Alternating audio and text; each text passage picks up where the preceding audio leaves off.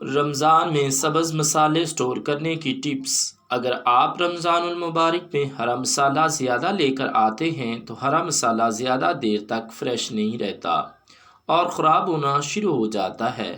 آج میں آپ کو سبز دھنیا، ہری مرچ اور پودینے کو سٹور کرنے کی بہترین ٹپس شیئر کروں گا، جس سے آپ مہینے 2 مہینے تک آرام سے سٹور کریں گے۔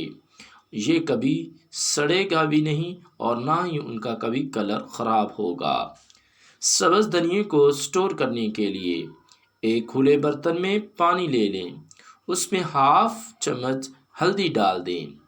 اب اس پانی میں دھنیا ڈال دیں، 2-3 مرتبہ الٹ پلٹ کر کے باہر نکال کر چھلنی میں رکھ دیں۔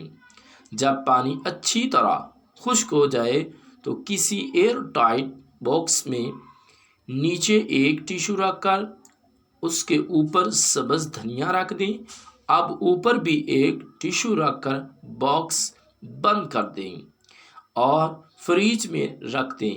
دھنیا 2-3 ماہ تک بالکل خراب نہیں ہوگا۔ ہری مرچ سٹور کرنے کے لیے اسی طرح ایک کھلے برتن میں پانی لیں، اس میں ½ چمچ ہلدی ڈال کر ہری مرچیں اچھی طرح دھو لیں، پھر باہر نکال کر خشک کر لیں۔ جب اچھی طرح ڈرائی ہو جائیں تو زپ لاکر بیگ میں ڈال کر فریج میں رکھ دیں، اس سے ہری مرچیں بھی خراب نہیں ہوں گی۔ پودینے کو سٹور کرنے کے لیے پودینے کو ہلدی والے پانی میں ڈال کر اچھی طرح دھو لیں، پھر باہر نکال کر چھلنی میں خشک ہونے کے لیے بھی رکھ دیں۔ جب اچھی طرح خشک ہو جائے تو اس کی پتیاں بالکل علیحدہ علیحدہ کر لیں۔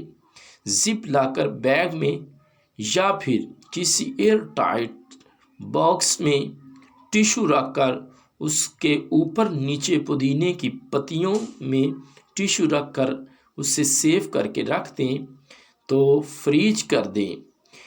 ایسی صورت میں آپ کا پودینہ بھی خراب نہیں ہوگا۔ ٹماٹر کو دھو کر خشک کر لیں، اب اس کے اوپر نیچے کے ڈنڈل کاٹ کر اس ٹماٹر پر اوپر کی سائڈ پر کراس میں کٹ لگائیں۔ اب اس کو کسی شاپر میں ڈال کر فریز میں رکھ دیں، یہ بھی 1 سال تک خراب نہیں ہوگا۔ جب استعمال کرنا ہو تو اس کو شاپر سے نکال کر پانی میں ڈال دیں، نرم ہو جائے تو چھلکا اتار کر استعمال کر لیں۔